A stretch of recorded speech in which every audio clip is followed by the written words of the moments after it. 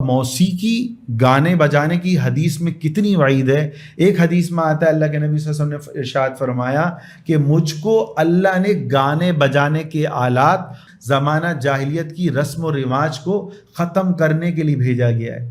ایک حدیث میں آتا ہے دو آوازیں جو ہیں سب سے بری اللہ کو لگتی ہیں، ایک تو خوشی کے موقع پر گانے اور باجے کی آواز، اور دوسری غم کے موقع پر رونے کی آواز۔ اور جو ہم انسان گانا سنتا ہے وہ گانا سننا، حدیث میں آتا ہے الغناء ينبت النفاق فی القلب، گانا جو ہے وہ دل میں منافقت کے جذبات ابھارتا ہے، اللہ سے بغاوت کے گناہوں کے راستے ہموار کرتا ہے۔ آدمی کے دل پہ گناہوں کی تہ جمتی چلی جاتی ہے، پھر اس کو کوئی مولوی کچھ بولے گا بھی نا، وہ ایک کان سے سنے گا دوسرے کان سے نکالے گا۔ اس کا کیا مطلب؟ گانا انسان کو منافق بنا دیتا ہے۔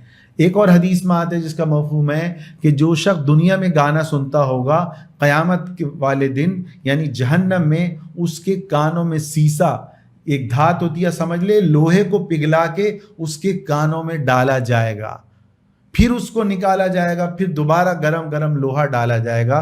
کوشش کریں کہ ہم گانا بجانے کے آلات سے بچیں۔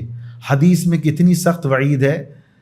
بخاری مسلم میں ایک حدیث ہے کہ جس گھر میں کتا ہو اور باجے کے آلات ہوں، رحمت کے فرشتے اس گھر میں داخل نہیں ہوتے۔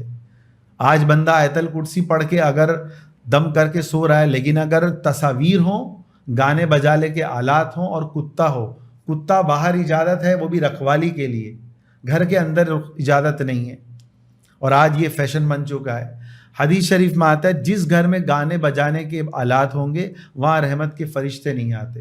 اور ایک اور حدیث میں آتا ہے مع کل جرس شیطان، کہ ہر گھنٹی کے ساتھ ایک شیطان ہوتا ہے، یعنی جو گھنٹی یا پازیب وہ بھی گھنٹی کے مثل ہے، تو جو گھنٹی ہے حدیث میں آتا ہے ہر گھنٹی کے ساتھ، یعنی اس لیے پازیب پہننا بھی عورت کے لیے جائز نہیں ہے۔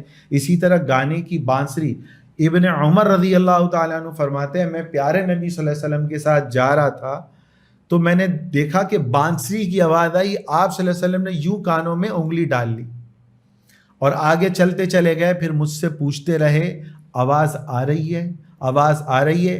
پھر میں نے کہا کہ اللہ کے رسول اب بانسری کی آواز نہیں آ رہی، تو اللہ کے نبی صلی اللہ علیہ وسلم یہ سنت عمل ہے، پھر آپ صلی اللہ علیہ وسلم نے کانوں سے انگلیاں نکالی۔